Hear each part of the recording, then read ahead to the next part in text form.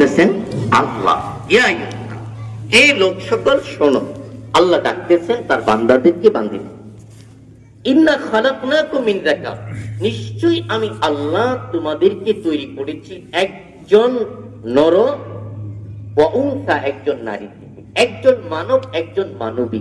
হযরত আদম এবং হযরত হাওয়া এই দুইজন থেকে আল্লাহ পাক আমাদেরকে তৈরি করেছেন। এরপরে আল্লাহ তাআলা ওয়াজআলনাকুম শুউবান ওয়া কাবাইলা, এরপরে আমি আল্লাহ তোমাদেরকে বিভিন্ন গোত্রে, বিভিন্ন জাতিতে আমি আল্লাহ তোমাদেরকে বিভক্ত করে দিয়েছি। এই যে দুনিয়াতে বিভিন্ন দেশ রাষ্ট্রের বিভাজন, আমরা বাঙালি, প্রতিবেশী দেশ ইন্ডিয়া, প্রতিবেশী দেশ বার্মা, এভাবে যেতে যেতে সারা পৃথিবীতে অসংখ্য দেশ আছে, আছে কি নাই? আর অসংখ্য দেশে অসংখ্য বনি আদম আছে কি নেই? সব বনি আদম কিন্তু এক রাষ্ট্রের না, আবার সব বনি আদমের পরিচয় একরকম না, তার বংশীয় পরিচয়টাও ভিন্ন ভিন্ন আছে। কেউ তো চৌধুরী, কেউ আবার পাঠান, কেউ হলো সরকার, কেউ হইল ব্যাপারী, আছে কি নেই? তো নানা বংশের লোক পৃথিবীতে আছে, আবার নানা বর্ণেরও আছে। কেউ তো একদম থপথপে সাদা, কেউ তো আবার একদম কুৎসিত কালো, আবার কেউ তো শ্যামলা, আছে কি নেই? এই ধরনের নানা বর্ণের আর নানা জাতের নানা দেশের মানুষ আল্লাহ পাক এভাবে ভাগ করে দিয়েছেন। এটা কেন করেছেন? যদি পৃথিবীর সমস্ত মানুষ এক রাষ্ট্রের হতো, সমস্ত মানুষের পরিচয় যদি একটা জাতি হতো, সমস্ত মানুষের বংশ পরিচয় যদি একটাই হতো, তাহলে পরস্পরে পরিচিতি লাভ করতে অসুবিধা হইত। এখন সুবিধা, যেমন এখানেই ধরুন না ভাই, আপনার বাড়ি অমুক এলাকায়, কথার কথা, আপনার বংশের নাম অমুক, আচ্ছা আপনি আমারটা জিজ্ঞেস করলেন, আপনারটা বলুন না, আমার নাম তো এই, তো আমার বংশের পরিচয় এই, আমার এলাকা এই, তাহলে দুইজনের ভিতরে পরিচয়টা সুবিধা হলো কি হলো না? সাথে সাথে আমরা জেনে নিলাম। এখন যদি আমরা আন্তর্জাতিক পর্যায়ে চলে যাই, মনে করো হজ করতে সৌদি আরবে কেউ চলে গেল, আরাফাত প্রান্তরে 22 লক্ষ মানুষ জমা হয়ে গেল, এখানে তো 22 লক্ষ মানুষ কি একই রাষ্ট্রে, একই বংশে, একই জাতে, একই ভাষাভাষী, একই বর্ণের? না না না, ভিন্ন দেশের ভিন্ন বর্ণের ভিন্ন ভাষাভাষী। কি বলে? কেউ দেখা যায় ইংরেজিতে কথা বলে, কেউ আবার আরবিতে বলে, কেউ আবার হিন্দিতে বলে, কেউ আবার অন্য কোনো ভাষায় বলে, আছে কি নেই? আর আমরা যারা কি বাংলাতে বলি। তো এই যে যখন পরস্পরের জিজ্ঞাসাবাদ হলো, তুমি কোন রাষ্ট্রের, সে একটা রাষ্ট্রের নাম বললো, বংশের নাম এই, বাস পরিচয় আমরা পেয়ে গেলাম। এইভাবেই তো একজন আরেকজনের সাথে পরিচিত হই, কথা বলে ঠিক কিনা? তো আল্লাহ বলতেছেন, দেখো আমি তোমাদেরকে শুরুতে তো একজন মানব একজন মানবী থেকে তৈরি করেছি, পরবর্তীতে যখন তোমাদের সংখ্যা বাড়তে থাকলো, আমি আল্লাহ তোমাদেরকে বিভিন্ন জাতি আর গোত্রে ভাগ করে দিয়েছি। এই ভাগটা কে করেছেন? আল্লাহ করেছেন। কেন করেছেন? আল্লাহ বলেছেন লিতাআরাফু, যাতে তোমরা পরস্পরে পরিচিত হইতে পারো, এই সুবিধার জন্য। না হয় আল্লাহ তাআলার কাছে বংশের আলাদা কোনো মর্যাদা নাই, আল্লাহ তাআলার কাছে ভাষার আলাদা কোনো মর্যাদা নাই, আল্লাহ তাআলার কাছে চেহারার রং এবং কালারের আলাদা কোনো মর্যাদা নাই, আল্লাহ তাআলার কাছে যোগ্যতার আলাদা কোনো মূল্যায়ন নাই, আল্লাহ তাআলার কাছে পদ আর পদবী আলাদা কোনো মূল্যায়ন নাই। তো মানুষ আল্লাহর কাছে কিভাবে সম্মানিত হবে? বংশ দিয়া? না, কশ্চিন কালেও না। মানুষকে আল্লাহ তাআলার কাছে ভাষা দিয়া মূল্যায়িত হবে? এটাও না। মানুষকে আল্লাহর কাছে রাষ্ট্রের পরিচয় দিয়া মূল্যায়িত হবে, সম্মানী হবে? না, এটাও না। তাহলে আল্লাহ তাআলার কাছে মানুষটা কিভাবে সম্মানিত হবে, এই জিনিসটাই আমাদের জানতে হবে। আল্লাহ কি বলেছেন? ইন্না আকরামাকুম ইনদাল্লাহি আতকাকুম, আমি আল্লাহর কাছে তোমরা যদি মানি হতে চাও, সম্মানিত হতে চাও, মর্যাদার পাত্র হতে চাও, শুনে রাখো আমি আল্লাহর কাছে তোমাদের মধ্য থেকে সবচেয়ে সম্মানিত আর দামি মানুষ হলো তারা যারা আমি আল্লাহ পাকের ভয় সবচেয়ে বেশি অন্তরে লালন করে। তাহলে আল্লাহর কাছে সম্মানিত হওয়ার মানদণ্ড হইল আল্লাহর ভয় অন্তরে লালন করা। যে যত বেশি, সে তত বেশি আল্লাহর কাছে প্রিয়। সুতরাং যদি দুনিয়াতে অনেক সম্পত্তির মালিক, যার সম্পত্তির কোনো হিসাব কিতাব নাই, কিন্তু আল্লাহর ভয় অন্তরে নাই, তাকওয়া নাই, আল্লাহর মহাব্বত প্রেম ভালোবাসা নাই, এই মানুষটা দুনিয়াতে অঢেল সম্পত্তির মালিক হইলেও আল্লাহর কাছে সে ফকির। আবার উল্টাও হতে পারে, একজন জেলে মানুষ, অথবা কামার কুমার তাঁতি মানুষ, দুনিয়াতে তার কোনো পদ পদবী সম্মান নাই, একটা বাজার দরবার সালিশে কেউ তাকে চেয়ার দিবে না, এমন একটা পজিশনের মানুষ। এই মানুষটা দুনিয়াতে কিছু না থাকুক, পদ পদবী সম্মান, কিন্তু তাকেও আছে। মনে রাখতে হবে এই লোকটা সারা পৃথিবীর মধ্যে আল্লাহ তাআলার কাছে সবচেয়ে দাম, সবচেয়ে। এবার বুঝেন, আল্লাহর নবী সাহাবী হযরত বেলাল রাদিয়াল্লাহু তাআলা আনহু, আমরা সবাই চিনি কি চিনি? সবাই জানি, সবাই চিনি। বলুন তো দেখি, হযরত বেলালের বাড়ি কি মক্কায়? উনি কি কুরাইশ বংশের লোক? উনি কি সৌদি আরবের কেউ? না না না, উনি তো সুদূর ইথিওপিয়া থেকে এসেছেন, হাবশা থেকে এসেছেন। মক্কায় গোলামের জিঞ্জির গলায় পড়েছে। একটা পর্যায়ে আল্লাহ পাক তার সৌভাগ্যের চাকা ঘুরিয়ে দিয়েছে। আল্লাহু আকবার। কপালে চমকাইতে থাকলো সৌভাগ্যের চাকা। আল্লাহ পাক তাকে ঈমানের সম্পদ দান করেছে, ঈমানদার হয়ে গেছে, মুসলমান হয়ে গেছে। আর ইসলামের তরে, ইসলামের জন্য যে পরিমাণ উনি ত্যাগ আর কুরবানি প্রদান করেছেন, আল্লাহ পাক সেই পরিমাণ তাকে সম্মানিত করেছেন। সেই পরিমাণ হযরত বেলালকে যখন গলায় শিকল বেঁধে দুষ্ট ছেলেরা মদিনার অলিতে গলিতে, মক্কার অলিতে গলিতে ঘোরাতো, মক্কার অলিতে গলিতে, তখন তার জবান থেকে একটা শব্দ বের হতো। সেই শব্দটার নাম কি জানেন? আহাদ। আচ্ছা, আল্লাহর কি আর নাম নাই? আল্লাহর নাম তো আল্লাহ একটা জাতি নাম, আল্লাহ আর রহমান রাহিম, এভাবে 99টা নাম আমরা তো মুখস্থ পাই। তো 99 মধ্যে আহাদ শব্দ বলেছেন। এটা কেন বলেছেন? কারণ হইল যে পুরা মক্কাবাসী সব পত্তলি মূর্তি পূজা করে। এরা কাবার আঙ্গিনার চত্বরে 360টা মূর্তি স্থাপন করেছে। তো মূর্তির প্রেম এদের ভিতরে আছে কি নেই? তো মূর্তিকে যারা এতগুলো মূর্তি বিশ্বাস করে, রব মানে, তো এদের প্রতিবাদ করতে গেলে আর রহমান শব্দ বললে হবে না, এমন একটা শব্দ বলা, মুখে উচ্চারণ করা দরকার, যার দ্বারা আমি যে বিশ্বাসী মুওয়াহিদ, আমরা যে তাওহীদবাদী বিশ্বাসী, আমরা তাওহীদি জনতা, তাওহীদি জনতা, এটা বুঝাইতে হবে, পাশাপাশি তাদের প্রতিবাদ করতে হবে। তাহলে কোন শব্দটা জবান দিয়ে উচ্চারণ করলে প্রতিবাদ হবে, সাথে সাথে আমি যে একত্ববাদে বিশ্বাসী, বহুত্ববাদে বিশ্বাসী না, এটাও প্রকাশ পাবে। এই জন্য আল্লাহ পাক তার জবান থেকে আহাদ শব্দটা বের করেছেন। বলেন তো আহাদ শব্দের অর্থ কি? আল্লাহ কয়জন? এক। আল্লাহ এক সত্তা। উনি বলছেন আহাদ, উনি আর রহমান বলেন না, আহাদ বলছে। আহাদ বলার সাথে সাথে আমি যে একত্ববাদে বিশ্বাসী, এইটাও বোঝা যায়। পাশাপাশি সমস্ত মক্কার পৌত্তলিকদের বুকের মধ্যে একটা লাথি মারা হয়ে গেছে। সুবহানাল্লাহ। এইভাবে তিনি আহাদ বলেছেন। আর এত কষ্ট করেছেন বিশ্বনবী সাল্লাল্লাহু আলাইহি ওয়াসাল্লাম যখন মেরাজে গিয়েছেন, আল্লাহ তাআলা জিবরাইল ফেরেশতাকে বললেন, ওহে জিবরাইল ফেরেশতা, আমার পেয়ারা হাবিব নবীকে জান্নাত এবং জাহান্নামটা ভ্রমণ করায় দেখা। সুবহানাল্লাহ। আমাদের নবী বিশ্বনবী জান্নাতের কথা বলেছেন, জান্নাত ভিজিট করে বলেছেন। আল্লাহু আকবার। আমাদের নবী জাহান্নামের কথা বলেছেন, জাহান্নাম দেখে দেখে তারপর বলেছেন। অন্য কোন নবী এই ধরনের মর্যাদা আল্লাহ দেন নাই, শুধুমাত্র আমাদের নবীকে দান করেছেন। আল্লাহু আকবার। বিশ্বনবী সাল্লাল্লাহু আলাইহি ওয়াসাল্লাম ঘুরতেছেন জান্নাতে, দেখতেছেন জান্নাতীদের কি কি নিয়ামত হতে পারে। হঠাৎ করে বিশ্বনবীর কানের, দুই কানের মধ্যে দুটো পায়ের আওয়াজ ধ্বনি আসলো। নবীজি জিজ্ঞেস করলেন, ওহে জিবরাইল, এটা কার পায়ের আওয়াজ শোনা যায়, আমার সামনে দিয়ে হাঁটছে? তখন জিবরাইল ফেরেশতা জবাব দিয়েছে, ওহে নবী, পেয়ারা হাবিব, শোনেন, এ তো হলো আপনার সাহাবী হযরত বেলালের দু পায়ের আওয়াজ। সুবহানাল্লাহ। বেলাল কি এখনো ইন্তেকাল করেছেন? না, উনি তো মক্কায় আছেন। মেরাজের ঘটনা মক্কা থাকা অবস্থায় হয়েছে। উনি মক্কায় আছেন, কিন্তু উনি যে জান্নাতি, উনি যে আল্লাহ পাকের কাছে সম্মানিত একজন মানি মানুষ, একজন মূল্যায়িত মানুষ, এটা বোঝানোর জন্য আল্লাহ পাক মরার আগেই তার দুই পায়ের আওয়াজ জান্নাতে পৌঁছায় দিয়েছে। আল্লাহু আকবার। আল্লাহু আকবার। এই যে মর্যাদার মানুষ। অপরদিকে আপনি যদি বিচার করেন, একটু দেখেন, নবীজির চাচা আবু তালেব, নাম শুনেছেন কি? আবু তালেবের সাথে নবীজির সম্পর্ক এক দুইটা না, অনেকগুলো সম্পর্ক। একদিকে বিশ্বনবীর সাথে তার ব্লাডের সম্পর্ক, ব্লাডের কানেকশন, মানে রক্ত সম্পর্ক আছে কি নেই, আপন চাচা, রক্তের সম্পর্ক। আর আবু তালেব বিশ্বনবীর প্রতি মায়া মহাব্বত কম ছিল না, বেশি ছিল, অন্তত আমাদের যেতে বেশি ছিল। কারণ যে ধরনের পজিশনে আবু তালেবকে পড়তে হয়েছে বিশ্বনবীর প্রেমের কারণে, 3টা বছর পর্যন্ত জেলখানার মতো আবদ্ধ জীবন আবু তালেব সহাস্য বদনে বরণ করেছে। শিয়াবে আবি তালিব কয় বছর? 3 বছর, এই 3টা বছরে সাহাবারা গাছের পাতা পর্যন্ত বক্ষণ করেছে। এবার বুঝেন কি ধরনের কষ্টের জীবন ছিল। সাহাবারা যখন মল ত্যাগ করতেন, ওই সাহাবাদের মল আর বকরি, ছাগল বকরির মলের ভিতরে ব্যবধান ছিল। কি ধরনের কষ্টের জীবন এই 3টা বছর ছিল, কি কষ্টের জীবন।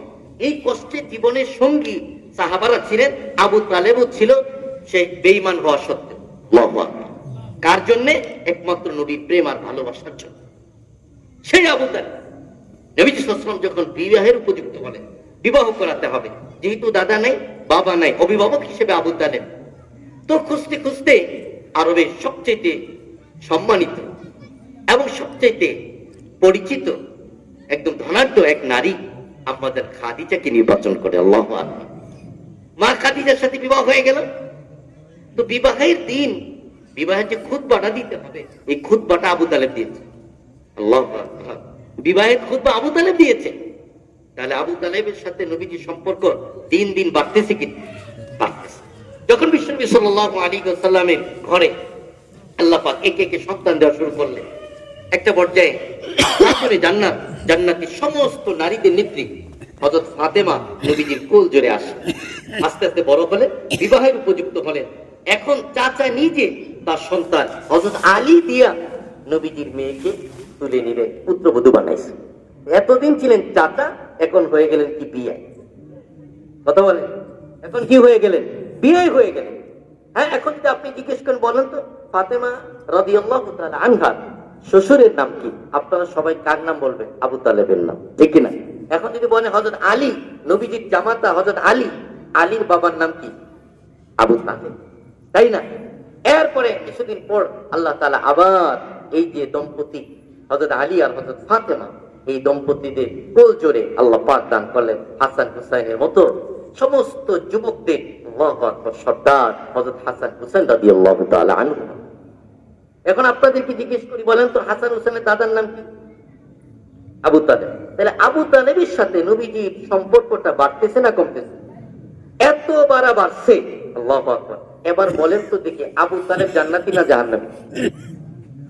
এখন জাহান্নামী বাড়াই দিলে আবু তালেব কি? বলেন তো দেখি, আবু তালেব কি? জাহান্নামী। কেন? আল্লাহ পাকের ভয় কি? আল্লাহ পাককে কি কবুল করছে সে?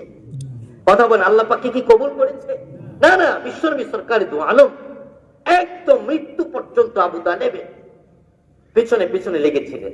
বলেন চাচা, একটু আল্লাহকে স্বীকার করে, আমাকে স্বীকৃতি দিতে হবে না, সেরেফ আল্লাহকে স্বীকৃতি দেন। একদম শেষ টাইমে যখন সে চলে যাবে দুনিয়া থেকে, তখনও নবীজি এসে শিওরে বসে কি বলেছেন? চাচা, একটু আল্লাহকে স্বীকার করে দুনিয়াতে বিদায়। আর আবু জাহেল বাধা দিল, দিছে কি দিচ্ছে না। তখনই আল্লাহ পাক আয়াত নাযিল করেছেন, ইন্নাকা লা তাহদি মান আহবাব। ওহে হাবিব, আপনি যাকে ইচ্ছা তাকে হেদায়েত দিতে পারবেন। ইন্নাকা লা তাহদি মান আহবাব ওয়ালাকিন্নাল্লাহ ইয়াহদি মান ইয়াশা। হেদায়েতের মালিক কে? জোরে বলেন, হেদায়েতের মালিক কে? আল্লাহ। আল্লাহ যাকে হেদায়েত দেন সেই তো হেদায়েত। আল্লাহ, সে আর হেদায়েত পায় নাই। সুতরাং যেহেতু হেদায়েত পায় নাই, নবীকে এত মহব্বত করার পরেও, নবীর সাথে রক্তের সম্পর্ক থাকার পরেও, কাবা শরীফের বাসিন্দা হওয়ার পরেও, মক্কার বাসিন্দা হওয়ার পরেও, কুরাইশ বংশের ব্যক্তি হওয়ার পরেও সে জাহান্নামী। তাহলে আল্লাহ তাআলার কাছে কি বংশের দাম আছে? কথা বলেন, দাম আছে? যোগ্যতার দাম আছে? না না, কোনো কিছুর দাম নাই। আল্লাহ তাআলার কাছে দাম হইল যে আল্লাহ তোমাকে বানাইলো, যে আল্লাহ আসমান জমিন সবকিছু দিয়া তোমাকে সুবিধা দিচ্ছেন, সেই আল্লাহকে তুমি মানলা কি মানলা না, সে আল্লাহর ভয় তোমার অন্তর নিয়ে চললা কি চললা না, এইটাই হলো বিবেচনার বিষয়। এটাই হলো আল্লাহ তাআলার কাছে সম্মানিত হওয়ার মানদণ্ড, আর কিছু। আল্লাহ আমাদের সবাইকে বুঝবার তৌফিক দান। ভাই, তাকওয়া যখন চলে আসে, তাকওয়া একটা শক্তির নাম। এবার কথাগুলো ভালো করে বোঝার চেষ্টা করেন। তাকওয়া কিসের নাম বলে? একটা শক্তির নাম। এই শক্তিটা মানুষের কলমের ভিতরে থাকে। এই শক্তি দিয়ে মানুষ গুনাহ থেকে নিজেকে সেভ করে রক্ষা করে, আর আল্লাহ পাকের হুকুমগুলো পালন করতে পারে। যে শক্তি দিয়ে, এই শক্তিটার নাম হলো তাকওয়া শক্তি। যেমন দেখুন, সবাই কি ইঞ্জিনিয়ার না? কিছু মানুষ ইঞ্জিনিয়ার, কিছু মানুষ। কারা ইঞ্জিনিয়ার? যাদের ভিতরে ডাক্তারি বিদ্যা তারা ইঞ্জিনিয়ার, নাকি যাদের ভিতরে ইঞ্জিনিয়ারিং বিদ্যা আছে তাদেরকে ইঞ্জিনিয়ার বলে? আচ্ছা বলেন, সারা দুনিয়ার সমস্ত মানুষ কি ডাক্তার? কারা ডাক্তার? যাদের ভিতরে ইঞ্জিনিয়ারিং পাওয়ার আছে এরা ডাক্তার, না যাদের ভিতরে কি আছে? ডাক্তারি যোগ্যতা আছে এরা হলো ডাক্তার। তো ডাক্তারি যোগ্যতা বলে ডাক্তার হয়, ইঞ্জিনিয়ারিং এর যোগ্যতা দিয়ে কি হয়? ইঞ্জিনিয়ার হয়। এরকম ভাবে শিক্ষক যারা, তারা কি ইঞ্জিনিয়ারিং যোগ্যতা নিয়ে শিক্ষক হয়ে গেছে? না না, যাদের ভিতরে শিক্ষকতা করার যোগ্যতা আছে এরাই শিক্ষক। ঠিক যাদের ভিতরে তাকওয়ার যোগ্যতা আছে আল্লাহ পাক এদেরকে মুত্তাকি বলে। সুবহান, মুত্তাকি বলে। তাকওয়া মানে হলো একটা শক্তি। এই শক্তিটা যদি থাকে, দেখুন আধার রাত, অমাবস্যার রাত, খুব বৃষ্টি হয়েছে। আগেকার দিনের কথাই বলুন না, যখন বাড়িতে বিদ্যুতের কোনো ব্যবস্থা ছিল না, হারিকেন দিয়ে এক জায়গা থেকে আরেক জায়গায় যেতে হতো, অথবা টর্চ লাইট দিয়ে। তো আপনি এশার নামাজ পড়েছেন মসজিদে, এখন বাড়িতে যাবেন, এখন আপনার ব্যবস্থা কি? একটা শক্তি লাগবে। শক্তিটা কি? লাইট। এই শক্তি দিয়ে আপনি কি করবেন? আধারের সাথে লড়াই করবেন, অন্ধকারের সাথে লড়াই করে আপনি আপনার গন্তব্যে পৌঁছতে পারবেন। ঠিক একটা শক্তি, তাকওয়ার নাম একটা শক্তি। এই শক্তি দিয়ে মানুষ শয়তানের সাথে লড়াই করে বিজয়ী হয়। আল্লাহু আকবার। এই শক্তি দিয়ে মানুষ গুনার সাথে লড়াই করে বিজয়ী হয়, গুনার থেকে নিজেকে রক্ষা করতে পারে এই শক্তির মাধ্যমে। এই শক্তিটা সবার জন্য জরুরি। যাদের ভিতরে এই শক্তিটা আছে তাদেরকে মুত্তাকি বলে। কি বলে বলুন? মুত্তাকি বলে। যেমন যাদের ভিতরে ডাক্তারের যোগ্যতা আছে তাদেরকে ডাক্তার বলে, যেমন যাদের ভিতরে ইঞ্জিনিয়ারিং যোগ্যতা আছে তাদেরকে ইঞ্জিনিয়ার বলে। মুত্তাকিদের ফ্যাসিলিটি কি? কোরআনের পাতায় পাতায় আল্লাহ মুত্তাকিদের কথা বলেছে। ইন্নালিল মুত্তাকিনা মাফাজা হাদাইকা ওয়া আনাবা। নিশ্চয়ই মুত্তাকিদের জন্য সফলতা, সাফল্য। হাদাইকা ওয়া আনাবা, আল্লাহ বলেন বিভিন্ন বাগ বাগিচা এবং আঙ্গুরের ব্যবস্থা আল্লাহ পাক মুত্তাকিদের জন্য রেখেছেন। আল্লাহ বলেন উইদ্দাত লিল মুত্তাকিন, জান্নাতটা মুত্তাকিদের জন্য বানানো হয়েছে। ওয়া উজলিফাতিল জান্নাতু লিল মুত্তাকিন গায়রা বাঈদ, জান্নাত তো মুত্তাকিদের জন্য সাজানো হয়েছে, ওই জান্নাতটা বেশি দূরে নয়। সুবহানাল্লাহ। তাহলে মুত্তাকি হওয়া ছাড়া তো আল্লাহ জান্নাতে যাওয়া যাবে না, আল্লাহ তো মুত্তাকিদের জন্য বানিয়েছে। আর এই শক্তি যদি অর্জন না হয়, গুনাহ থেকে নিজেকে রক্ষা করা যাবে না, গুনাহমুক্ত জীবন না হলে আল্লাহর প্রিয় হওয়া যাবে না। আল্লাহ আমাদেরকে বুঝবার তো। দেখুন তাকওয়ার শক্তি থাকলে কিভাবে গুনাহের সাথে লড়াই করা যায়। খলিফাতুল মুসলিমিন হযরত ওমর ফারুক রাদিয়াল্লাহু তাআলা আনহু, নাম শুনেছি কিনা বলুন? উনি কি বাংলাদেশের মতো একটা দেশের বাদশা ছিলেন? কি পরিমাণ? ওরে বাপরে, তৎকালীন সময় অর্ধ পৃথিবীর কি ছিলেন? বাদশা ছিলেন। অর্ধ পৃথিবীর বাদশা। ওনার অভ্যাস ছিল রাতের আধারে ঘুরে ঘুরে বেড়াতে, প্রজা সাধারণের খোঁজ খবর নিতে। না জানি আমার রাজ্যের কোন প্রজা কি বিপদে আছে, রাতের আধারে খোঁজ খবর নিতে। তো শাসক তো এমনই হওয়া উচিত, কি বলেন? নাকি নাকে তেল দিয়ে ঘুমাবে শাসকরা? হ্যাঁ, আল্লাহ আমাদেরকে বুঝবার তৌফিক দান করুন। শাসক তো খাদেম। শাসক কি? দেখেন নাই সৌদির বাদশা লেখে কিন্তু খাদিমুল হারামাইনি শরীফাইন, দুই হারামের খাদেম। বাদশা লেখে কি? খাদিমুল হারামাইনি শরীফাইন, দুই হারামের, মক্কা আর মদিনার দুই হারামের খাদেম হইল সৌদি আরবের বাদশা। খাদেম লেখে নিতে। আর আমরা খাদেম কইলে তো লজ্জা লাগে, ঠিক কিনা? শরম লাগে। বাদশা নিজের খাদেম করে। হযরত ওমর ফারুক রাদিয়াল্লাহু তাআলা আনহু খলিফাতুল মুসলিমিন, দ্বিতীয় খলিফা, রাতের আধারে বের হলেন তার একজন গোলামকে নিয়ে। তাদের আমলে ঘটনা এসছে। তো দেখতে থাকলেন যে মাঠের ওই পাশে ছোট্ট একটা খুপড়ি করে কুপি বাতি জ্বলছে। ওনার মনে হলো যে কোনো বিপদ চেপেছে ওই বাসায়, চলো দেখি দেখে আসি। বেড়ার আড়ালে এ কান পাতলেন, শুনলেন ভিতর থেকে দুটো নারী কণ্ঠ ভেসে আসছে। একজন মা হবে, বৃদ্ধা নারী, আর একজন যুবতী নারী হবে, মেয়ে হবে। তো মা বৃদ্ধা নারী বলছে যে দুধে পানি মিক্স করো, আজকে আমাদের কুটের দুধের পরিমাণ কম হয়েছে, দুধে পানি মিক্স করো, দুধের পরিমাণ বাড়বে, বাজারে বিক্রি করবো, ইনকামটা কম হবে না বেশি হবে? তো মা মেয়েকে চাপ দিচ্ছে পানি মিক্স করার জন্য। আপনারা বলেন তো, দুধে পানি মিক্স করা দুর্নীতি না সুনীতি? দুর্নীতি না সুনীতি? দুর্নীতি। তো মা দুর্নীতি করতে বলতেছে মেয়েকে, আর মেয়ে বলছে মা খলিফা তো নিষেধ করেছে, আমার রাজ্যে কেউ দুধের মধ্যে পানি মিক্স করতে পারবে না, তাহলে আমি কিভাবে এই দুঃসাহসটা দেখাবো? আমি দুধের মধ্যে পানি মিক্স করতে পারবো? এবার মা কি বললো জানেন? মা বলছে, ও হে বোকা মেয়ে, এত রাতে, রাতের গভীরে আধারে তোমার খলিফা কোথা থেকে আসবে? বলেন তো খলিফা আছে কি নেই? কোথায়? বেড়ার আড়ালে কান পেতে শুনছে। উনি বলছেন, মা শোনো, এই কথাটা আমাদের জানা দরকার। বলছিলাম না তাকওয়া থাকলে কিভাবে গুনার সাথে মোকাবেলা করে, ওই মেয়ে কিভাবে দুর্নীতির সাথে লড়াই করতেছে। মেয়ে এবার বলছে, শোনো মা, রাতের আধারে খলিফা নাও আসতে পারে, কিন্তু মনে রাখবা তোমার আমার যিনি মালিক, খলিফারও যিনি মালিক খালিক আল্লাহ, তিনি তো দেখতেছেন, ঠিক না? আল্লাহু আকবার বলেন না, জোরে আল্লাহু আকবার। আল্লাহ দেখতেছেন কিনা? ইয়ালামু খাইনাতাল আইনি ওয়া মা তুখফি সুদূর। এই যে চোখ দিয়ে, নেত্রকোনা দিয়ে কি দেখে, এটাও কি জানে? আল্লাহ জানে। ওইটাও আল্লাহ জানে। নেত্রকোনা দিয়ে কোথায় কি দেখলো, সেটাও মালিক আল্লাহ জানে। ইয়ালামু খাইনাতাল আইনি ওয়া মা তুখফি সুদূর। মেয়ে বলছে, না না, আমি এটা পারবো না, বাস শেষ, কথা এখানে শেষ। হযরত ওমর চলে গেছেন। পরদিন সকালবেলা লোক দিয়ে ডেকে পাঠালেন, যাও মা মেয়েকে ধরে নিয়ে আসো। যখন রাজপ্রাসাদে ঢুকলো, ওরা মনে করছে না জানি আজকে কি হয়ে যায়। হযরত খলিফা বললেন, ওই মহিলা শোনো, গত রাতের তোমাদের আলোচনা আমি শুনেছি। আমার উপযুক্ত ছেলে আছে, তোমার মেয়েকে দিয়ে আমি বিবাহ বন্ধনে আবদ্ধ করতে চাই, তোমার মেয়েকে আমার পুত্রবধূ বানাতে চাই। আল্লাহু আকবার। আচ্ছা বলে, তুই মেয়েটা তো দুধ বেচে খায়, ও তো গোয়াল ঘরের মেয়ে, একজন গোয়ালিনীর মেয়ে। আজকে তো ফার্ম হয়ে গেছে, দুধের দাম আছে, সব খামার হয়ে গেছে, এখন এটা মর্যাদার ব্যাপার হয়ে গেছে। একটা সময় এই দুধ বেচতো, এদেরকে এত দাম টাম ছিল না, কথা বলেন ঠিক না? ও গোয়ালে গোয়ালে বকা দিত, গোয়ালে। গোয়াল ঘরের মেয়ে, যার শরীরে ময়লা লেগে থাকে, গোবর লেগে থাকে, এই ধরনের একটা মেয়ে আজকে গোয়াল ঘর থেকে উঠতে উঠতে কোথায় উঠলো বলেন না? কোথায় উঠলো? বাদশার ঘরে উঠে গেছে, বাদশার ছেলের বউ হয়ে গেছে। এটা কোন যোগ্যতা বলে বলেন তো? কি যোগ্যতা বলে? তাকওয়ার যোগ্যতা বলে। দুনিয়াতেই যদি তাকওয়ার যোগ্যতা দিয়ে রাজমহলে উঠতে পারে, তাহলে পরকালে বুঝি এই যোগ্যতা দিয়ে আল্লাহ তাআলার কাছ থেকে জান্নাত পাবে না? কথা ঠিক না? ইনশাআল্লাহ পাবে। আল্লাহ আমাদের সবাইকে বুঝবার তৌফিক দান। আলহামদুলিল্লাহ, আমাদের হুজুর চলে আসছে, কিছুক্ষণ পরে ইনশাআল্লাহ হুজুর চলে আসবে। তো মুহতারাম হাজিরিন, এই যে তাকওয়ার যে যোগ্যতাটা, এইটা আমাদের সবাইকে অর্জন করতে হবে। পারবো কিনা ইনশাআল্লাহ বলেন?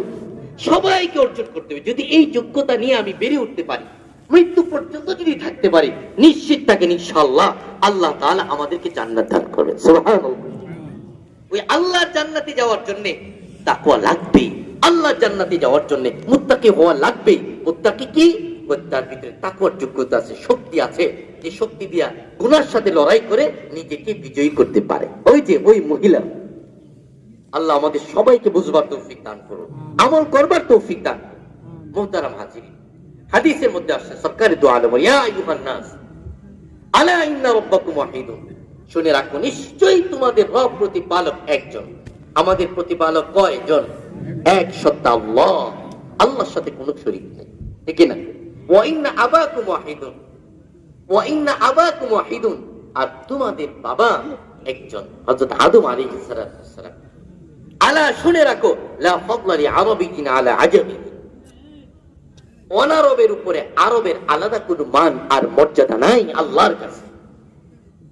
ওয়ালা লি আজামিয়িন আলা আরাবিয়িন, আরবের উপরে অনারবের আলাদা কোনো মর্যাদা নাই। সৌদি আরবের মানুষ এজন্য সবাই জান্নাতি, ব্যাপারটা কি এমন? আর বাঙালিরা সব জাহান্নামী, ব্যাপারটা কি এমন? না না না, ভুল ধারণা। আমেরিকার বাসিন্দা, এজন্য আরবে চেয়ে তার দাম বেশি আল্লাহর কাছে, ব্যাপারটা কি এমন? না না।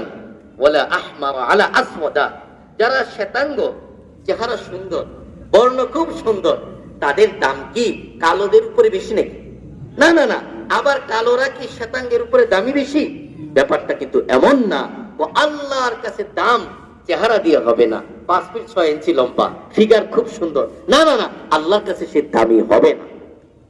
তার অর্থ সম্পদের অভাব নাই, আল্লাহর কাছে সে দামি হবে না। তার সার্টিফিকেট যোগ্যতার অভাব নাই, আল্লাহর কাছে সে দামি হবে না। তার বংশ মর্যাদা অনেক উন্নত, কুরাইশ বংশের লোক পৃথিবীর শ্রেষ্ঠ বংশ, এই কারণে সে আল্লাহর কাছে দামি হবে না। না, আল্লাহর কাছে দামি হবে ইল্লা বিত তাকওয়া। কি দিয়ে? তাকওয়া দিয়ে। ওই পাওয়ার দিয়ে হবে। এই শক্তি যদি আমার ভিতরে থাকে, আমার যদি কোনো যোগ্যতা নাও থাকে, আমাকে কেউ চেনে না, আমাকে কেউ জানে না, আমার কিচ্ছু নাই, আমি দিন আনি দিন খাই, এভাবেই চলতেছি আমার জীবন, কিন্তু আল্লাহকে নিয়ে আমি চলতেছি, আল্লাহু আকবার, আল্লাহর হুকুম নিয়ে আমি চলতেছি, আল্লাহু আকবার, আল্লাহর নাফরমানি থেকে নিজেকে রক্ষা করে চলতেছি। নিশ্চিত থাকেন আল্লাহ তাআলা কিছু না থাকলেও, আল্লাহ যদি কম করেও দেন, তাহলে এই দুনিয়ার মতো 10টা দুনিয়ার বাদশা বানায় দিবেন। কম করে দিল, এই জন্য ইনশাআল্লাহ ইনশাআল্লাহ সবাই নিয়ত করে মজবুতির সাথে আল্লাহকে রাজি খুশি করার মাধ্যম হলো তাকওয়ার সাথে চল। চলবো কিনা ইনশাআল্লাহ বলেন? তাকওয়ার সাথে। এখন ভাই শুনেন, আমাদের ভিতরে তাকওয়া আসবে কিভাবে? তাকওয়া আসার জন্য আমাদের কিছু কাজ করা লাগবে। আল্লাহ বলেন, ইয়া আইয়ুহাল্লাযীনা আমানুত্তাকুল্লাহ ওয়া কুনু মা'আস সাদিকিন। ঈমানদাররা আল্লাহরে ভয় করো, ওয়া কুনু মা'আস সাদিকিন, যারা সত্যবাদী নেককার মানুষ তাদের সাথে থাকো। কুনু মা'আস সাদিক, সাদিকদের সাথী হও, নেককার আল্লাহওয়ালাদের সাথী হও। আমার ভাই, আল্লাহকে পাওয়ার রাস্তা দুইটাই, তাকওয়ার সাথে চলো আর একটা হলো তওবার সাথে চলো। কয়টা রাস্তার কথা বললাম? কি কি ভাই? তাকওয়ার সাথে চলো আর কি তওবার সাথে। সবাই মনে রাখবেন, এই দুনিয়াতে কিয়ামত পর্যন্ত আল্লাহ তাআলা নবুয়তের রাস্তা বন্ধ করে দিয়েছে। কেউ আর নবী হইতে পারবে না কিয়ামত পর্যন্ত। কি কি হইতে পারবে না? কথা বলেন, কিয়ামত কি হইতে পারবে না? নবী হইতে পারবে না। কিন্তু কিয়ামত পর্যন্ত সমস্ত মানুষ আল্লাহর ওলি হইতে পারবে। আল্লাহ তার ওলি হওয়ার রাস্তা কি করে দিয়েছেন? খুলে দিয়েছে। সে বাদশা হলেও আল্লাহর ওলি হইতে পারবে। জেলে কুমার তাঁতি কামার হয়েও কি হতে পারবে? আল্লাহর ওলি হতে পারবে। বেকাররাও আল্লাহর ওলি হতে পারবে, চাকরিজীবীরাও আল্লাহর ওলি হতে পারবে, ধন সম্পদওয়ালারাও আল্লাহর ওলি হতে পারবে। আবার যারা নিঃস্ব ফকির তারাও কি হতে পারবে? আল্লাহর ওলি হতে পারবে। আল্লাহর ওলি হওয়ার রাস্তা তো খোলা, সবার জন্য উন্মুক্ত, কিন্তু নবুয়তের দরজা সবার জন্য কি? বন্ধ। আর কেউ নবী হইতে পারবে না। সুতরাং কিয়ামত পর্যন্ত কেউ যদি কোনো অঞ্চলে কেউ যদি দাবি করে আমি নবী, তাহলে সে দাজ্জাল, কাযযাব, চরম মিথ্যাবাদী, ঠিক না? সে কাফের, বেঈমান, নিঃসন্দেহ। ওর কে কাফের কি না এরকম সন্দেহ যে করবে, হেও কাফের হয়েছে, সেও কাফের হয়েছে, মানে এত কঠিন কথা। তবে হ্যাঁ, কিয়ামত পর্যন্ত আল্লাহর ওলি হওয়ার রাস্তা কি? কিভাবে আল্লাহর ওলি হবে? আলা ইন্না আউলিয়া আল্লাহ লা খাউফুন আলাইহিম ওয়া লা হুম ইয়াহজানুন। শুনে রাখো, আল্লাহর ওলিদের কোনো ভয় নাই। লা খাউফুন আলাইহিম ওয়া লা হুম ইয়াহজানুন, আল্লাহর ওলিদের কোনো বেদনা দুঃখ নাই। আল্লাহর ওলি কারা? আল্লাযীনা আমানু, যারা ঈমান এনেছে, এক নাম্বার। ওয়া কানু ইয়াত্তাকুন, দুই নম্বর, যারা তাকওয়ার সাথে চলে, আল্লাহর ভয় নিয়ে অন্তরে লালন করে গুনাহমুক্ত জীবন পরিচালনা করে, এরা হলো আল্লাহর ওলি। সুবহানাল্লাহ। আল্লাযীনা আমানু ওয়া কানু ইয়াত্তাকুন। আর আল্লাহর ওলি যখন হয়ে যাবে, আল্লাহ বলেন লাহুমুল বুশরা ফিল হায়াতিদ দুনিয়া ওয়া ফিল আখিরাহ, দুনিয়াতেও পরকালেও তাদের জন্য সুসংবাদ। আল্লাহর পক্ষ থেকে সুসংবাদ আল্লাহর ওলিদের জন্য। আল্লাহর ওলি হওয়ার রাস্তা দুইটা। একটা কথা ভালো করে মনে রাখবে, যারা ফেরেশতারা, সমস্ত ফেরেশতারা মাসুম, গুনাহমুক্ত। ফেরেশতাদের কি নেই? কোনো গুনাহ থাকবে কিভাবে? গুনাহ করার যে ম্যাটেরিয়াল, উপাদানই তাদের ভিতরে নেই। আল্লাহ এদের কিভাবে? খাওয়া নাই, পড়া নাই, কোনো চাহিদা নাই, কিচ্ছু নাই। আল্লাহ যাকে যে জন্য রাখছে ওইটাই করতেছে। ওর কাজ শুরু হবে ওই কিয়ামত যখন হবে, তখন কখন হবে? ওই দাঁড়াই আছে, খাওয়া লাগে না, কিচ্ছু লাগে না, ওই যে। তো ফেরেশতারা আল্লাহর মাখলুকাতের মধ্যে ফেরেশতারা গুনাহ থেকে মুক্ত, এক। দুই নম্বর, সমস্ত নবীরা গুনাহমুক্ত মাসুম। বলেন, সমস্ত নবীরা কি? গুনাহমুক্ত মাসুম। শেষ। দুই। তিন নম্বরে সাহাবা, আমাদের নবী সাহাবারা, তাদের মধ্য থেকে কারো কারো কারো কারো অনিচ্ছা বা ইচ্ছা দুই চারটা গুনাহ হইলেও আল্লাহ মাফ করে দিয়েছেন। আল্লাহ কোরআনে জেনারেল ঘোষণা দিলেন রাদিয়াল্লাহু আনহুম ওয়া রাদওয়ান, আল্লাহ তাদের প্রতি রাজি হয়ে গেছে। তে সাহাবারাও আল্লাহর রাজি নিয়ে দুনিয়া থেকে চলে গেছে, তাহলে তাদেরও মাসলা নাই। তাহলে সমস্ত ফেরেশতারা গুনাহমুক্ত, সমস্ত নবীরা গুনাহমুক্ত, সাহাবারাও আল্লাহর সন্তুষ্টি নিয়ে কবরে চলে গেছে। শেষ। বাকি থাকলো কারা? কথা বলেন, আমরাই তো বাকি থাকলাম। আমাদের গুনাহ হয় কি হয় না? কারণ আমরা আল্লাহর ওলি হব কেন? আল্লাহর ওলি হওয়ার রাস্তা হলো তওবার সাথে চল। আল্লাহ বলেন ইন্নাল্লাহা ইউহিব্বুত তাওয়াবিন ওয়া ইউহিব্বুল মুতাতাহহিরিন, নিশ্চয় আল্লাহ তাআলা তওবাকারীদেরকে পছন্দ করেন, যারা পবিত্রতা হাসিল করে তাদেরকে আল্লাহ পছন্দ করে। বিশ্বনবী বলেন কুল্লু বানি আদম খাত্তা, সমস্ত বনি আদম গুনাহ করে। ওয়া খায়রুল খাত্তাঈনাত তাওয়াবুন, তবে গুনাহগারদের মধ্যে যারা আল্লাহর কাছে ক্ষমা চায়, তওবা করে, এরাই হলো আল্লাহ তাআলার কাছে সবচেয়ে প্রিয় বান্দা বান্দি। তাহলে আল্লাহর প্রিয় হওয়ার রাস্তা, ওলি হওয়ার রাস্তা হলো, যেহেতু আমাদের গুনাহ হবে, এর সাথে চলতে হবে তওবা। আমাদের বুজুর্গরা বলেন, মানুষ যে গুনাহ জিয়ে রাখে, মাছ যেমন জিয়ে রাখে না, গুনাহও জিয়ে রাখে। গুনাহ হইতেছে হইতেছে হইতেছে, তওবা করে সাফ করে না। তো একটা পর্যায়ে অন্ধকার হইতে হইতে এর ভিতরে তো আর কোনো ভালো কিছু ঢুকে না, তো মরার সময় বেমান হয়েছে। জোরে বলেন না নাউজুবিল্লাহ। আচ্ছা বলেন, একটু ভালো করে বুঝেন, এই যে একটা রাস্তার পাশে আপনার একটা সুন্দর বাড়ি, জানালার পাশে নগদ একটা আয়না কিনে রাখলেন। 2-4 দিন পর জানালা যেহেতু খোলা, আপনি আমেরিকার সাবান দিয়ে গোসল করে আয়নাটা জানালার পাশ থেকে নিয়ে চেহারার সামনে ধরলেন, চেহারা তো আর ভাসে না। কি জন্য ভাসে না? কোথায় ময়লা পড়েছে? আয়নার মধ্যে। এখন একটু যদি টিস্যু পেপার অথবা অন্য কোনো নেকড়ে ভিজিয়ে যদি আপনি এভাবে একটু মুছন দেন, তাহলে কি চেহারা ভাসবে কি ভাসবে না? কেন ভাসবে? একটু আগে তো ভাসলো না, এখন ভাসে কেন? পরিষ্কার হয়ে গেছে। আচ্ছা, এটা তো আপনি পরিষ্কার করলেন কি দিয়া? টিস্যু পেপার অথবা কাপড় চোপড় দিয়ে পরিষ্কার করলেন। এই যে কলবটা যে গুনাহ কইরা কালি হয়ে গেল, এটা কেমনে পরিষ্কার করবেন? ওই হাতে গুনাহ করলেন, কলবে স্পট পড়লো, চোখে গুনাহ করলেন, কলবে স্পট পড়লো, মাথা দিয়ে গুনাহ করলেন, কলবে স্পট পড়লো, পা দিয়ে গুনাহ করলেন, কলবে স্পট পড়লো। সব স্পট কোথায় পড়ে? একটা লাইন লাগা হাতের সাথে, কলবে স্পট পড়ে। স্পট পড়তে পড়তে, দাগ পড়তে পড়তে কালি কালি হয়ে যায়। তখনই তো নামাজ আর ভাল লাগে না, হুজুর দেখলে ভাল লাগে না, ওয়াজ শুনতে ভাল লাগে না। কেন ভাল লাগবো কেমনে? ভিতর তো কি কালি হয়ে গেছে, ভিতর তো কিছু ঢুকে না। এখন এটা পরিষ্কার করার মাধ্যম কি? সবকিছু পরিষ্কার করার তো মাধ্যম তো আছেই, আছে কি নেই? আছে। আপনি ওই যে মা বোনদের রান্নাঘরে কিচেনের হান্ডি পাতি যদি ময়লা হয়ে যায়, পরিষ্কার করে ছালি দিয়ে করে, কি করে না? আর কাপড় চোপড় ময়লা হলে সাবান দিয়ে, পাউডার দিয়ে। আর বেশি যদি কায়লা হয়, তাহলে আবার সোডা দিয়ে, গরম পানি দিয়ে এইভাবে মা বোনেরা কি করতে থাকে? জরব লাগাইতে থাকে। এটা তো জরব না। ওই যে আমাদের অন্তরে কালি পড়ে, তখন জিকিরের সময় বুজুর্গরা কি বলছে? জরব লাগাও। এই জরব মানে এইভাবে, এটা যদি উপর থেকে ঝাড়ি না দেওয়া যায়, এই ময়লা তো কি করে না, সরে না। এই জন্য জরব লাগে। আল্লাহ আমাদের বুঝবার তো বিজ্ঞান, জরব লাগাও। তো এই যে ময়লা, এই ময়লা দূর করার মাধ্যম হলো দুইটা জিনিস। একটা হলো আল্লাহ পাকের জিকির, সুবহানাল্লাহ। আর 2 নম্বর হলো তওবা। 2 নম্বর কি বলেন? তওবা। যখনই মানুষটা তওবা করে, হাদিসে আছে, তাইবু মিনাজ যাম কামাল্লা যামবালা, তওবাকারী যেন গুনাহ করেই নেই।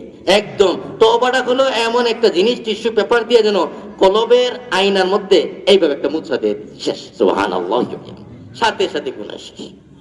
বাস, একটা নবজীবন পাইলো, পবিত্র একটা জীবন পাইলো। এই জন্য আমাদের কাজ হইলো, গুনাহ হবে তো সাথে সাথে তওবার অস্ত্র ব্যবহার করে মনের আয়নাকে পরিষ্কার রাখবে। ঠিক আছে ইনশাআল্লাহ? আর বলছিলাম কি, আল্লাহর ওলি হওয়ার রাস্তা সবার জন্য খোলা আছে কি নেই? বাদশা হলেও আছে কি নেই? আর চাকর হইলেও সেও আল্লাহর ওলি হইতে পারে। বহু দারোয়ান সাহেবে নিসবত আল্লাহওয়ালা বুজুর্গ, আল্লাহু আকবার, আমাদের উস্তাদের কাছে শুনেছি, দারুল উলুম দেওবন্দ বিশ্ববিখ্যাত দ্বীনি বিদ্যাপীঠ, যাকে ভিত্তি করে ভারত উপমহাদেশ, সারা পৃথিবীতে হাজার হাজার লাখো লাখো মাদ্রাসা আল্লাহ বাতি ফোকাস তৈরি করে দিয়েছে। সুবহানাল্লাহ। দারুল উলুম দেওবন্দ বলছে, দারুল উলুম দেওবন্দের মুহতামিম সাহেব থেকে নিয়ে চাপরাসি পর্যন্ত যে ঝাড়ু দেয়, ও সাহেবে নিসবত আল্লাহওয়ালা বুজুর্গ। সুবহানাল্লাহ। যে ঝাড়ু দেয় সে আল্লাহওয়ালা বুজুর্গ। শেষ সাথে উঠা তসবিহ নিয়া পাহারাদারি করতেছে, আল্লাহ পাকে জিকির করতেছে। আল্লাহু আকবার। আল্লাহ পাকে জিকির করতেছে। এই তো মুহতামিম আল্লাহওয়ালা হইতে পারে, ওই চাকরও আল্লাহওয়ালা হইতে পারে, বাদশাও আল্লাহওয়ালা হইতে পারে। আল্লাহু আকবার। একজন মস্ত বড় আল্লাহ ওলি ছিলেন, আল্লামা কুতুবউদ্দিন বখতিয়ার কাকি রহমতুল্লাহ। আল্লামা কুতুবউদ্দিন বখতিয়ার কাকি রহমতুল্লাহ খাজা মঈনুদ্দিন চিশতি আজমিরি রহমতুল্লাহ আলাইহির অন্যতম শিষ্য এবং খলিফা। আল্লাহু আকবার। এত মস্ত বড়। ওই দিল্লির যে কুতুব মিনার, যে কুতুবের নামে, ওই কুতুব হলো বখতিয়ার, কুতুবউদ্দিন বখতিয়ার কাকি রহমতুল্লাহ। হ্যাঁ, আর এই কুতুব মিনারটা যে বানাইছে, আরে ওর নামও আরেক কুতুব, কুতুবউদ্দিন আইবেক। কুতুবউদ্দিন আইবেকে ওই আল্লাহর ওলি, আল্লাহর কুতুবের জন্য মিনারটা বানায় কুতুবউদ্দিন বখতিয়ার কাকি রহমতুল্লাহ। এত বড় মস্ত বড় আল্লাহর ওলি ছিলেন। তো উনি, কথা খুব মনোযোগ দিয়ে শোনার চেষ্টা করেন, তো উনি এন্তেকালের আগে তার শিষ্য এবং ওয়ারিসাতদেরকে বলছে, শোনো, আমি এন্তেকালের পরে আমার জানাজার নামাজটা যে পড়াবে, তার ভিতরে যেন 4টা গুণ থাকে। আল্লাহু আকবার। কয়টা গুণ? 1 নাম্বার গুণ হইল, সে কোনোদিন তাকবীর ওলা মিস করে নাই। বলেন তো তাকবীর ওলা কাকে বলে? ইমাম সাহেব বলছে আল্লাহু আকবার, সেও পেছনে। এই 2 নম্বর গুণ হলো সে কোনোদিন তাহাজ্জুদ নামাজ মিস করে নাই, তাহাজ্জুদ নামাজ সে ছাড়ে নাই। 3 নম্বর গুণ হলো আসরের পূর্বের 4 রাকাত সুন্নত কোনোদিন ছাড়ে নাই। 3টা হলো নামাজের শর্ত। 1 নম্বর কি বললাম? তাকবীরে ওলা, মুখস্থ কর না। 1 নম্বর কি? তাকবীরে ওলা ছোটে নাই। 2 নম্বর কি? তাহাজ্জুদ ছোটে নাই। 3 নম্বর আসরের পূর্বের 4 রাকাত সুন্নাত ছোটে নাই। এই 3টা নামাজ। 4 নম্বর হলো পর নারীরে কুনজরে দেখে নেই। 4 নম্বর কি? পর নারীরে কুনজরে দেখে নেই। 4 গুণ যার ভিতরে থাকবে সে আমার জানাজা পড়বে। তো যাই হোক, কিছুদিন পর আল্লাহ তাআলা ফয়সালা মোতাবেক আল্লাহর ওলি কুতুবউদ্দিন বখতিয়ার কাকি দুনিয়া থেকে বিদায় হলেন। ওনাকে কাফন পরিয়ে, গোসল করিয়ে, কাফন পরিয়ে খাটিয়ার উপর শোয়া 2-4 জন মিলে বিশাল মাঠের মধ্যে নিয়ে খাটিয়াটা রাখলেন। কান কান করে জানতে জানতে হাজার লাখ মানুষের জনসমুদ্র হয়ে গেছে। আল্লাহর ওলি জানাজা কত বড় সৌভাগ্য। জানাজার মধ্যে এলান করা হলো, উপস্থিত জনসমুদ্রে আল্লাহর ওলি বলে গেছেন মরার আগে 4 গুণ বিশিষ্ট ব্যক্তি জানাজা পড়াবে। তাকবীরে ওলা ছুটে নেয়, তাহাজ্জুদ ছুটে নেয়, আসরের পূর্বে 4 রাকাত ছুটে নেয়, পর নারীরে কুনজরে দেখে নেয়, আসর জানাজা পড়াবে। সমস্ত মানুষগুলো মাথাটা নিচের দিকে দিয়ে দিছে। কেউ সাহস দেখায় না, মাথাটা উঁচু করার সাহস দেখায় না। আল্লাহু আকবার বলেন, আল্লাহু আকবার। কেউ মাথা উঠায় না। শুনশান নীরবতা, পুরো মাঠের মধ্যে নীরবতা, কেউ তো আগে বাড়ে না। তবে কি আল্লাহর ওলি কি জানাজা ছাড়াই কি গুরুস্থানে শুইবে? না না, লম্বা সময় পের হয়ে গেল। সামনের কাতার থেকে একজন হাঁটিয়ে পা পা করে সামনের দিকে আগালো। খাটিয়া লাশের ওই যে মাথার কাছে শিওরে গিয়ে বসছে। বৈশা মাথার দিক থেকে ওই কাপনের গিট্টাটা খুইলা চেহারাটা যখন বেশি উঠছে, কপালের মধ্যে চুমু খায়া বলতেছে, ওহে আল্লাহর ওলি, তুমি তো চলে গেলে গায়েব হইয়া, আর আমারে তো মরার আগে জাহির করিয়া দিলা। একে এ দিল্লির বাদশাহ শাসক শামসুদ্দিন আল তামাশ রহমতুল্লাহ আলাইহি। শামসুদ্দিন আল তামাশ রহমতুল্লাহ আলাইহি এত বড় আল্লাহর ওলি, যিনি বাদশাহী করেও আল্লাহকে বলেন। একজন বাদশাহ কিভাবে সে তাকবীরে ওলা তার মিস হয় না, তাহাজ্জুদ কিভাবে মিস হয় না? এত মানুষ তার শাসন করতে হয়। হ্যাঁ, আসরের পূর্বে 4 রাকাত মিস হয় না। আর এত মানুষের বিচার সালিশ করতে হয়, পর নারীরে কুনজরে দেখে। বলেন না আল্লাহু আকবার। তাহলে আল্লাহ তাআলা তার ওলি হওয়ার জন্য রাস্তা সবার জন্য খুলে রেখেছেন কি না বলেন? গণভবনের বাসিন্দা সে কি আল্লাহর ওলি হইতে পারে কি পারে না সেটা বলেন? বঙ্গভবনের বাসিন্দা সে কি আল্লাহর ওলি হতে পারে কি পারে না? মন্ত্রী ক্যাবিনেটের সদস্য সে কি আল্লাহর ওলি হতে পারে কি পারে না? এমপি কেউ আল্লাহর ওলি হতে পারে কি পারে না?